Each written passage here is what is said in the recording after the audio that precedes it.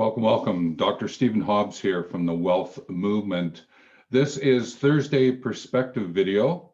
I am going to share some insights about the WELLth perspective. And it's to unpack this idea of wealth with WELLth so that you might understand one of the core elements of the work that is unfolding through the WELLth movement. And I'll be going over 10 elements, 10 core keys, 10 pillars. There's many ways in which to describe it. I'm going to go over them so that you might understand how they interact with one another and form this concept, this practice of wealth. Before I do that, please subscribe and ring the bell to get notifications of the next video, and comment, like, and share. I appreciate hearing what you've got to say, and I can learn from you, and then we can interact accordingly. So with that, let's jump on in. Now, in no particular order, because there's many ways in which to share this story, this wealth perspective with you. I've chosen this one today because it seems to make sense, and it does bring out all of the 10 elements, pillars that will hopefully help you understand the wealth perspective. And it comes from a place of about 30 years worth of work. And it's actually something that I have shared with students at a university. I was instructing recreation management at the time, and I had them look at this diagram, these concepts, so that they might understand the practice of recreation management. And I think it'll unfold a little bit more for you as you watch on. Now, this video is for those who are 55 plus years young and can be grandparents, and this will then trickle down to the grandchildren. It is for those who are moving along and attempting to understand where they're going in their life. I find myself past 60 now, and I have found doing this work and sharing what it is I'm going to share with you, it's deep in my own concepts and practices, even though I've been working with it for many, many years.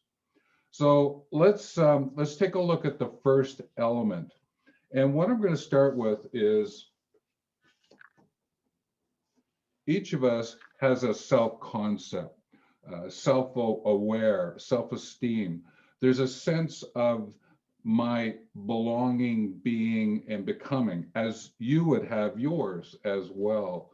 And the self-concept is something that we develop over time. And when we're in our 55 plus years young storyline, our self-concept has gone through a lot of different iterations, different unfoldings, and it's from that lived experience that we make our decisions today.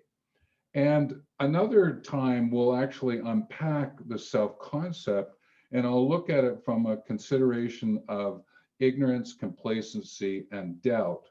And it's an interesting way to unpack where things might get in your way, block you, just as I present the notion of the why, the how, and the who, the questions that you can use to move you forward in your self-concept. But as I shared, that's for another day. The next thing I'd like to put on the table is we have a life from our legacy. And our legacy is about the useful whats that we gift others so that they can learn something from our lived experience. Now, legacy is something I believe that we live from. It's something we are evolving from. It's not something that is then shared as a eulogy when we leave Earth. It's about something that you use. It's a way of looking at your life as you walk on this earth. And there are many times or many more videos and workshops and courses. Well, I'll unpack this legacy story more for you. Now, the next thing I'd like to share is sort of a two-parter. And it actually goes from the perspective of there are the external communication world, and you could also say this is where the change is. This is what's happening around you that allows you then to figure out what is the transition that I'm going to offer myself, offer others as I deal with the change. So change is that which is external. There's communication that's coming in. The internal communication, the transition, the response to it, and they dance. And it's those combinations that give you great insights into how you want to live your life. Next, what I'd like to do is just take a look at reminding us that we have many resources that we can tap into. Resources like time, effort, and money. And they're available to us in whatever quantity we need them. Even though time is a consistent, that effort and money element is you can vary it. But with the time, you can choose what actions you're going to take in that time. So one of the things that I challenge people about is around this notion of, is it time management or is it action management? I'll leave that one with you. Maybe it's something we can chat about in the comments below. Next, what I want to do is just remind us that however we go about our life, there is an element of what we do when we manage, and there's an element of when we lead. And these are like two ends of a stick. You can't have one without the other. So when you manage, you're managing the systems that are in your life. Those systems can be anything like our financial world, taking care of the house, the systems of vehicles and transportation. You have to manage your interactions with those systems, just as you have to lead yourself, all right, in terms of our self-concept, our person. It's that inspiration, that digging in and finding out what's possible for yourself. I would add three other words that I always share in the morning when I get up, and those are patience, flexibility, and discretion. I lead through those three words. They are guiding principles, guiding concepts that allow me to unfold an extraordinary day. You would probably have your own. And the systems that you interact with are going to vary from person to person, just as leading who you are in terms of your belonging, being, and becoming. So it's an interesting mix, and you can't get away from managing and leading.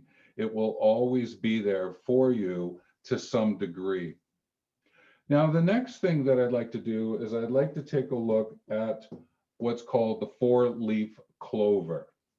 And in here, I've attempted to find a way to summarize the four elements that make up our lives. And I sort of liken it to our two hands and our two legs. If we were standing against it, you would see this combination of the arms and the legs, so that it was always a constant reminder, where are you and what's happening in your life. And sometimes when you reflect on what's going on, you might find that you're sort of a little bit weaker in one of the areas, and therefore it sort of tends to shrivel up. So I may have my one arm out, but this one's not quite out as far as it could, and my legs, and it's just a physical reminder. So let's look at them, and I think it'll make a little bit more sense to you in terms of what's possible here, okay? Now, one of the areas that we tend to talk a lot about is the whole area of work. So looking at it from a work perspective, It's about being an entrepreneur and employee.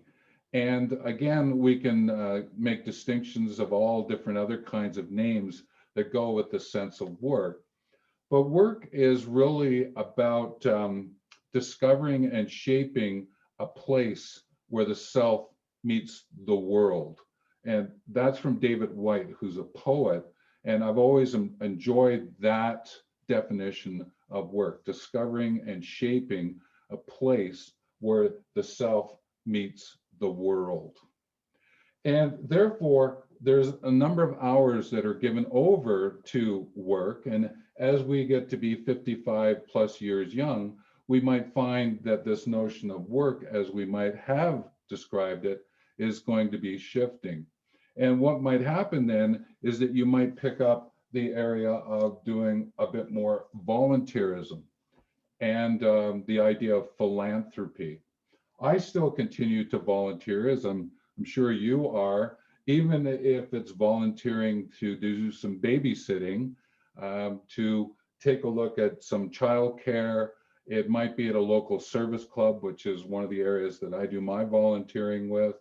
So the philanthropy is using some of the money that you have available. Remember, from the resources point of view, time, effort, and money, is the philanthropy about funding and giving to causes. The next area I like to take a look at is the area of leisure and recreation.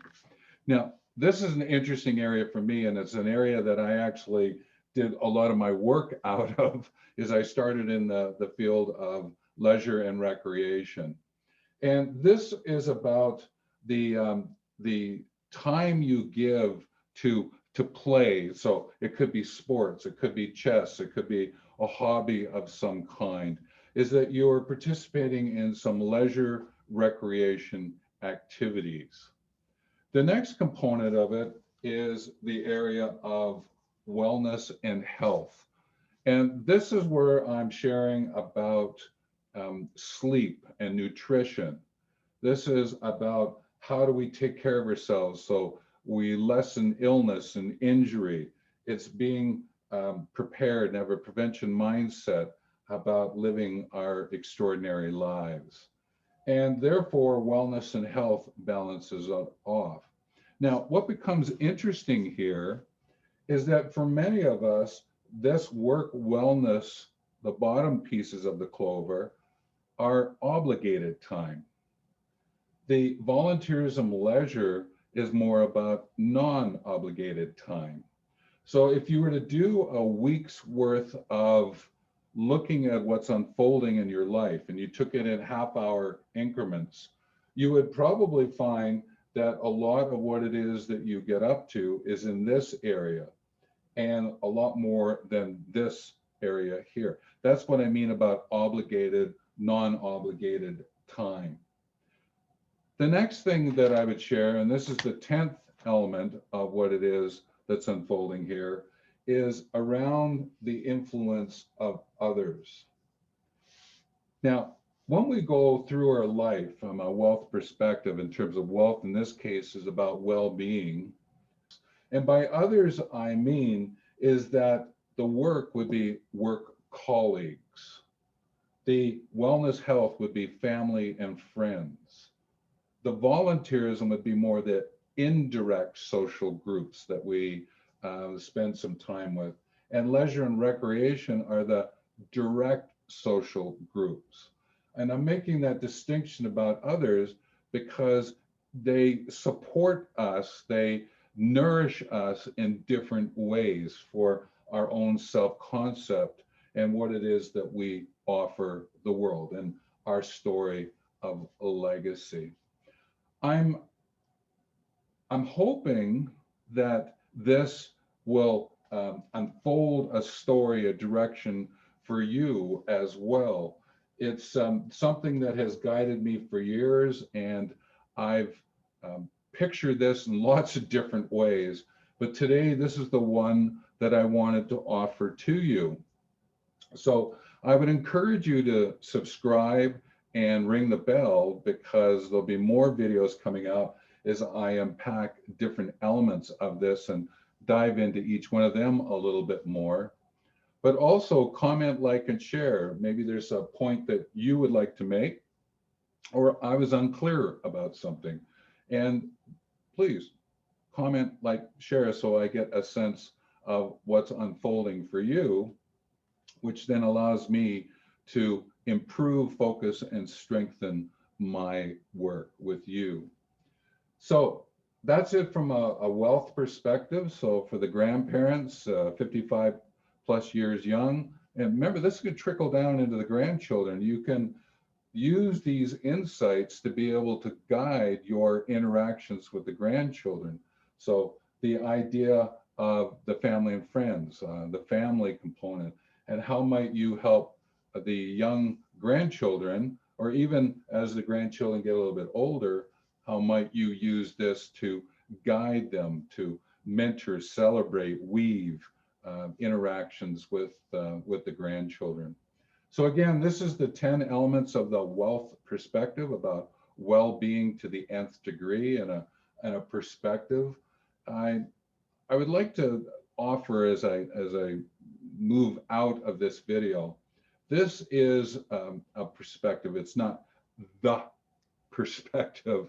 It's a one way of looking at it, and you can modify it accordingly. And if you do, again, from a comment point of view, share away. I'd love to learn from you. So with that, take care.